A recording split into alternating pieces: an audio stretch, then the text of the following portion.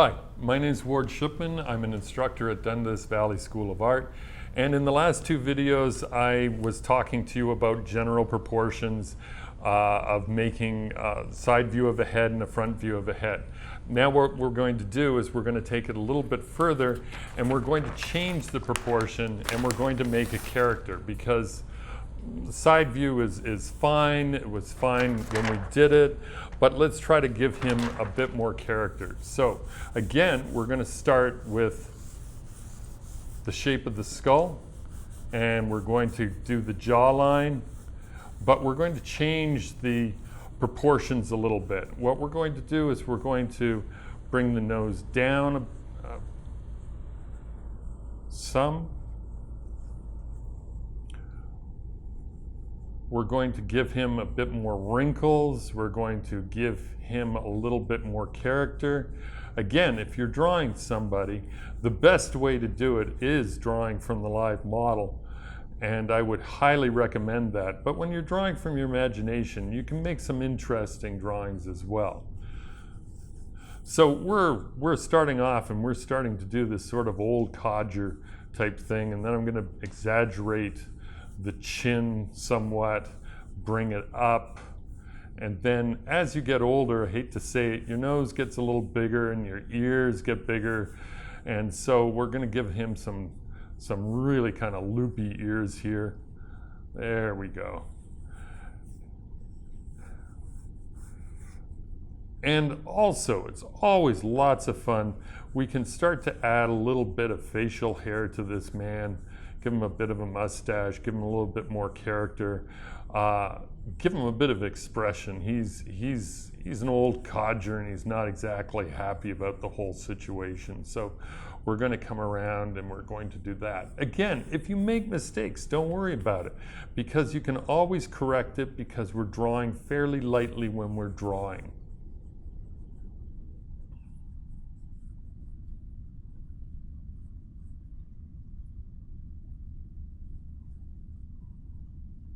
And we're going to give him some wrinkles. We're going to give him some bags under the eyes. We're going to give him... I love doing this type of figures, and each year I'm alive, I'm starting to look more and more like the figures that I draw out of my imagination.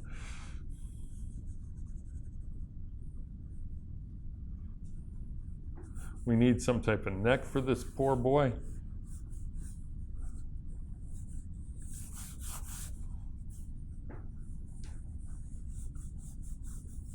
And we're going to give him a bit of a fringe of hair, because I know that I'm losing my hair and this would be a good thing for this guy.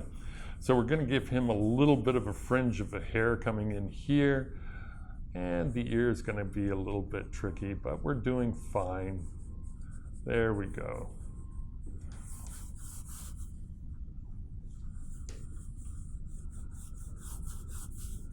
I'm going to do one more because that's an old boy. Let's do a front view, because we haven't done a front view. I'll just move this over a little bit and drive the camera people crazy. All right. Again, we're going to do a little bit different in proportion. I'm going to start with the nose.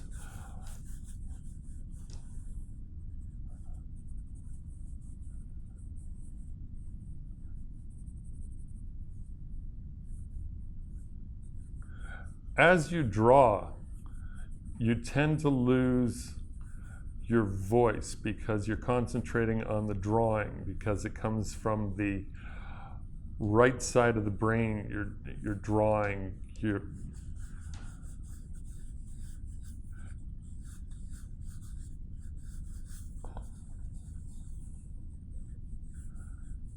This guy's much happier. The left side of the brain controls your voice. And so one of the key things that when you're drawing, if you're talking when you're drawing, your drawings are not going to turn out as well as if you're quiet, because the left side is the more dominant side and it controls talking, and the right side controls the art. So one of the best things that I can suggest to you, and the high school students that I taught hated this, is that you have to be quiet when you're drawing. And you can see that we've got a fair amount of expression on this guy. He's quite happy.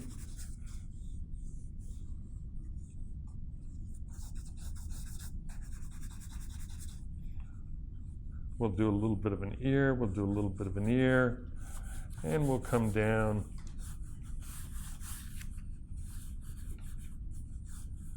We'll have him much younger than the other guy.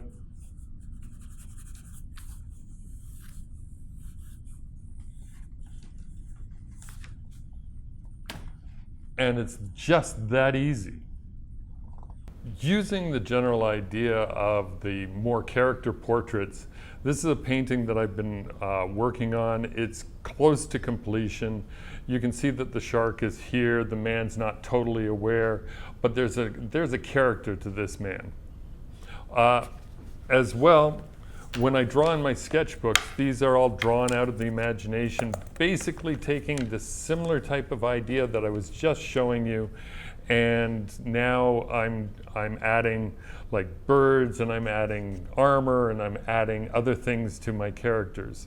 I also threw in a small landscape. This is typical of the type of sketchbook that I put together.